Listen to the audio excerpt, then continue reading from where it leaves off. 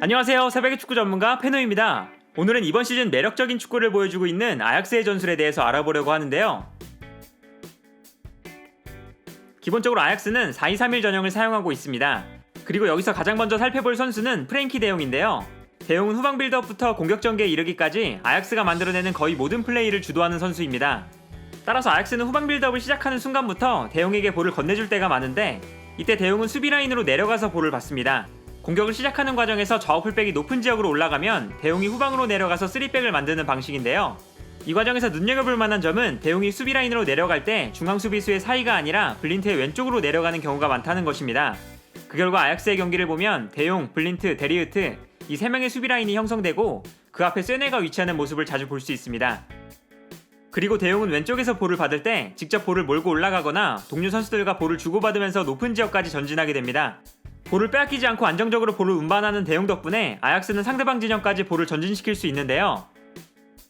경기 장면을 보면 데용이 중원에 위치하다가 측면으로 움직이고 그 결과 데용, 블린트, 데리흐트로 이어지는 3백 그리고 그 앞에 쇠네가 위치하는 것을 볼 수 있습니다. 이처럼 아약스는 데용이 왼쪽으로 내려와서 3백을 형성하는 모습을 자주 보여주는데요. 그리고 데용이 왼쪽으로 움직여서 3백을 만들 때 데용이 왼쪽에서 볼을 몰고 전진하는 모습 또한 자주 나타나게 됩니다. 그러나 데용이 상대팀에 강한 압박을 받거나 데용이 측면으로 내려오지 못하고 중앙에서 볼을 받을 때 때때로 데용의 역할은 블린트가 분담하는 모습을 보여주고 있습니다.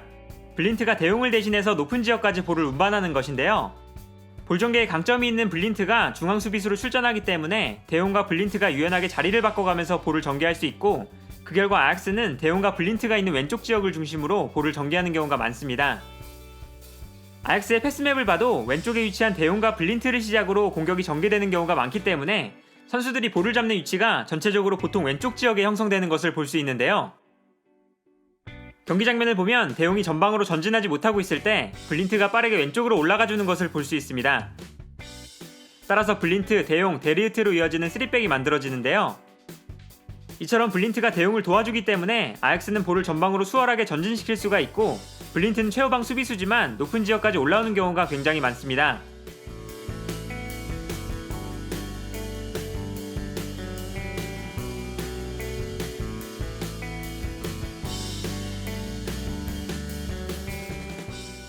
그리고 블린트는 높은 지역으로 올라왔을 때 자신의 볼 전개 능력을 훌륭하게 보여주고 있는데요.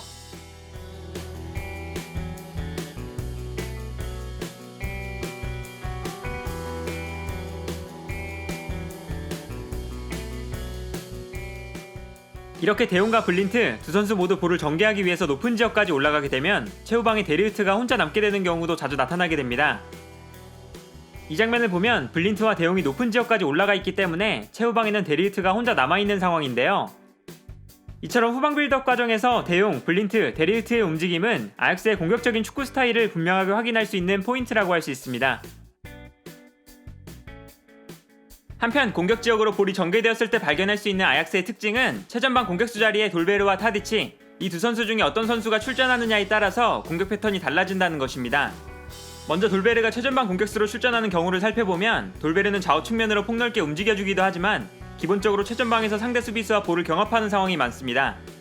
그리고 돌베르가 상대 중앙 수비수와 맞붙는 동안 타디치나 지에흐 혹은 판더베이크가 수비 뒷공간으로 뛰어들어가거나 돌베르가 포스트 플레이를 통해서 동료 공격수들에게 볼을 건네주는 공격 패턴을 자주 볼 수 있는데요.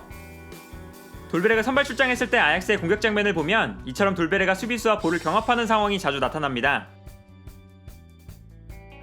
그리고 돌베르는 상대 수비수와 경합하면서 볼을 지켜주고 주변에 있는 동료 선수들에게 볼을 연결하는 모습을 보여주는데요. 이러한 장면은 돌베르의 포스트 플레이를 활용한 공격 패턴이라고 할 수 있습니다. 한편 이 장면에서는 돌베르가 후방으로 내려올 때 상대 중앙 수비수도 돌베르를 따라서 움직입니다. 그리고 이때 상대 중앙 수비수가 끌려 나오면서 발생하는 공간으로 판더베이크가 침투해 들어가는 것을 볼 수 있는데요. 이 장면 또한 마찬가지입니다. 돌베르가 골대와 먼 지역으로 움직일 때 상대 수비수가 돌베르를 따라가게 되면서 수비 사이에 공간이 발생하게 되는데요.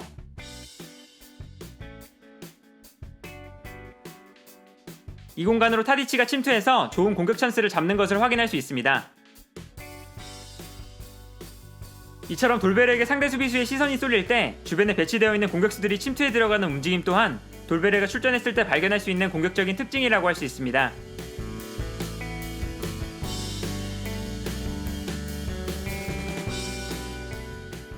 그러나 측면 공격수인 타디치가 돌베르 대신 최전방 공격수로 출전하면 아약스는 제로톱의 형태로 공격 라인이 변화하게 됩니다.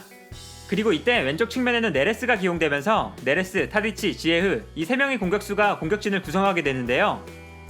이러한 공격 전형에서 발견할 수 있는 특징은 돌베르에 비해서 타디치의 활동 반경이 굉장히 넓다는 것입니다. 스피드를 살려서 수비 뒷공간으로 빠르게 침투하기도 하고 중원으로 내려와서 볼을 받은 이후에 전방으로 뛰어들어가는 네레스와 지에흐에게 좋은 패스를 보내주기도 합니다. 기본적으로 최전방에만 머무르지 않고 자유로운 움직임을 가져가면서 제로톱의 역할을 수행하는 것인데요. 여기서 발견할 수 있는 특징은 타디치가 자유롭게 움직일 때 타디치, 지에흐, 네레스 이 3명의 공격수가 유동적으로 자리를 바꿔가면서 움직인다는 것입니다. 타디치뿐만 아니라 지에흐와 네레스까지 공격수들의 위치가 계속해서 변화하기 때문에 상대 수비 입장에서는 아약스 공격진의 움직임을 예측하기가 굉장히 어려워지게 되는데요. 시즌 중반부터는 이렇게 타디치를 활용한 제로톱 전술이 위력을 발휘하게 되면서 돌베르보다 타디치가 최전방 공격수 자리에 출전하는 경우가 많아지고 있는 상황입니다. 따라서 타디치가 선발 출장하는 경기를 보면 타디치가 수비라인 뒷공간으로 침투하면서 수비라인을 무너뜨리기도 하고 후방으로 내려와서 전방으로 뛰어들어가는 공격수들에게 패스를 보내주기도 합니다.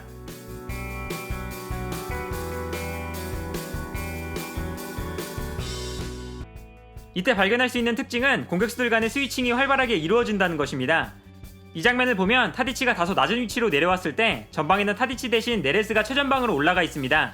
그리고 네레스가 상대 중앙 수비수와 볼을 경합할 때 타디치가 다시 최전방으로 움직이면서 볼을 잡게 되는데요. 한편 이 장면을 보면 지에흐가 중앙으로 움직이면서 볼을 받아주고 네레스와 타디치가 좌우 측면으로 빠르게 뛰어나가는 것을 볼 수 있습니다. 이처럼 3명의 공격수는 정해진 위치 없이 상황에 따라 자리를 바꿔가면서 공격을 진행하는 것인데요. 이 상황 또한 마찬가지입니다. 공격을 전개할 때 순간적으로 3명의 공격수가 모두 중앙에 위치하게 되는데 이때 공격수들이 패스를 주고받으면서 수비를 무너뜨리게 됩니다. 공격수들이 자유롭게 자리를 바꿔가면서 움직이기 때문에 상대 수비 입장에서는 수비에 어려움을 겪을 수밖에 없는데요. 여기서 중요한 역할을 하는 또 다른 선수는 판더베이크입니다. 판더베이크는 타디치, 지에흐, 네레스처럼 기술적으로 뛰어난 선수라고는 할 수 없지만 왕성한 활동량을 바탕으로 상대 수비 지역으로 침투하는 데 장점이 있는 선수인데요.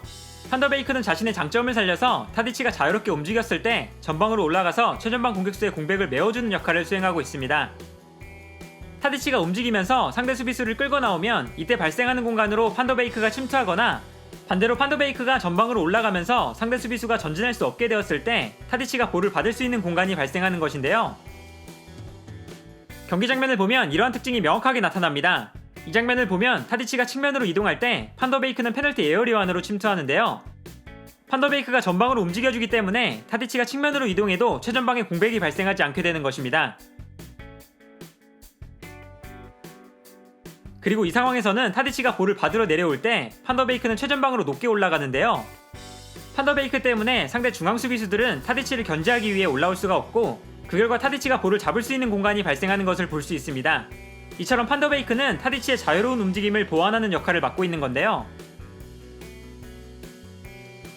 한편 아약스의 공격 작업에서 살펴볼 또 다른 특징은 지에흐가 플레이할 수 있는 공간을 만들기 위해 노력한다는 것입니다.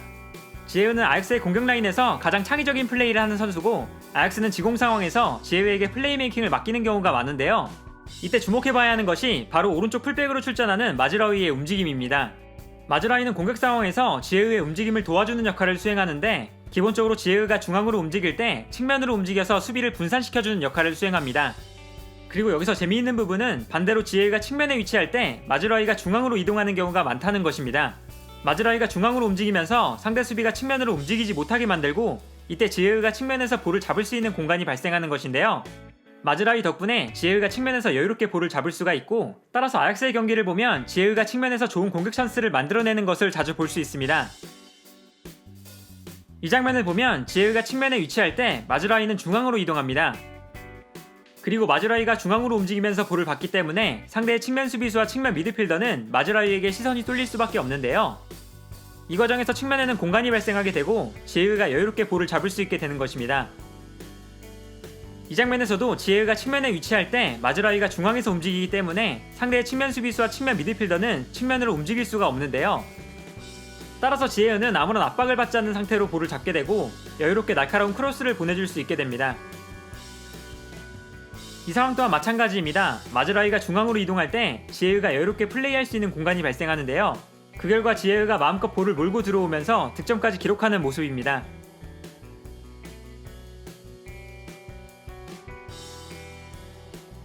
그리고 아약스의 축구에서 가장 기본이 되는 것은 바로 선수단의 좁은 간격이라고 할 수 있습니다.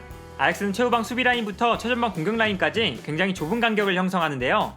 특히 아약스는 최전방 3톱과 3명의 미드필더 라인이 굉장히 촘촘한 선수 블록을 형성합니다. 이 선수 블록은 볼이 위치한 공간으로 빠르게 움직이고 선수들이 이 지역으로 최대한 밀집하면서 상대를 강하게 압박하는 것인데요. 공격형 미드필더 자리에 좀 더 기술적인 선수보다 중앙 미드필더로 뛸 수 있는 판더베이크가 기용되는 것도 판더베이크의 활동량을 활용해서 상대를 좀 더 강하게 압박하려는 의도입니다. 이처럼 아약스는 좁은 간격을 형성하고 볼이 위치한 지역에서 상대를 강하게 압박하는 것을 중요하게 생각하기 때문에 아약스의 경기를 보면 선수단에 기술적인 선수들이 많이 포함되어 있지만 생각보다 기술적인 경기를 펼치기보다는 상대를 강하게 압박하는 경우가 많고 그만큼 거친 플레이가 자주 나오게 됩니다. 이 장면을 보면 볼이 측면에 위치할 때 선수들이 한쪽 측면에 모여있는 것을 볼 수 있습니다. 그리고 반대편으로 볼이 전개되는 순간 선수들이 빠르게 반대편 측면으로 이동하게 되고 부지런하게 움직여준 선수들 덕분에 반대편 측면에서 수적 우위를 만들 수가 있는데요. 이 상황에서도 상대가 볼을 잡았을 때 반대편 측면에 위치하던 네레스가 볼이 위치한 지역으로 빠르게 움직입니다. 그리고 순간적으로 선수들이 볼 주변으로 모여들면서 수적 우위를 형성하고 상대를 강하게 압박해서 볼을 빼앗아내는 모습인데요. 이렇게 선수들이 좁은 간격을 형성하고 볼이 위치한 지역으로 빠르게 움직여주기 때문에 아약스는 언제나 볼 주변에 선수들이 많이 배치되어 있고 상대를 강하게 압박할 수 있게 되는 것입니다. 또한 이렇게 선수 간격을 최대한 좁게 만들고 상대를 강하게 압박하는 것은 세컨볼 상황에서도 상당한 이점을 제공합니다.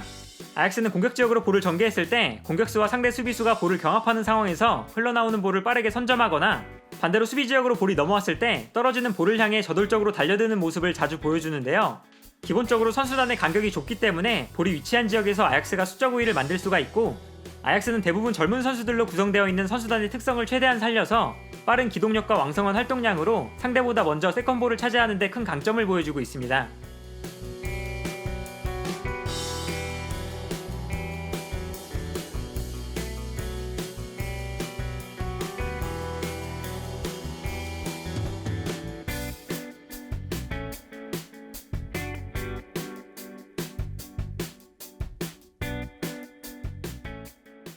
그러나 굉장히 공격적인 압박을 시도하는 아약스는 압박에 성공하지 못했을 때 수비에 허점이 발생하는 단점 또한 가지고 있습니다. 특히 상대팀에게 선제골을 내어주거나 끌려가는 상황에서 무리하게 공격 라인을 끌어올리다가 역습당하는 상황이 자주 나타나는데요.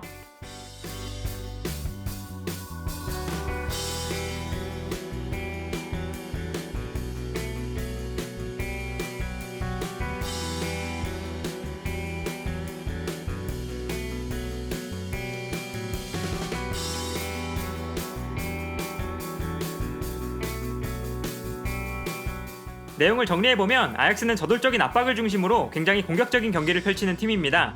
따라서 아약스는 후방 빌드업 과정에서 보여주는 데용과 블린트의 움직임, 그리고 공격 상황에서 돌베르와 타디치를 활용할 때 달라지는 공격 패턴, 마지막으로 타디치를 도와주는 판더베이크나 지에흐를 도와주는 마즈라위의 움직임까지 공격적인 측면에서 눈여겨볼 만한 포인트가 굉장히 많은데요.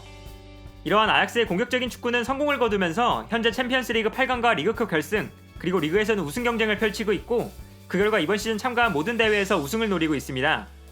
과연 테나그 감독이 아약스의 돌풍을 어디까지 이끌어갈 수 있을지 이번 시즌 유럽 축구의 가장 흥미로운 관전 포인트 중 하나가 아닐까 합니다. 오늘 영상은 여기까지고요. 시청해주셔서 감사합니다.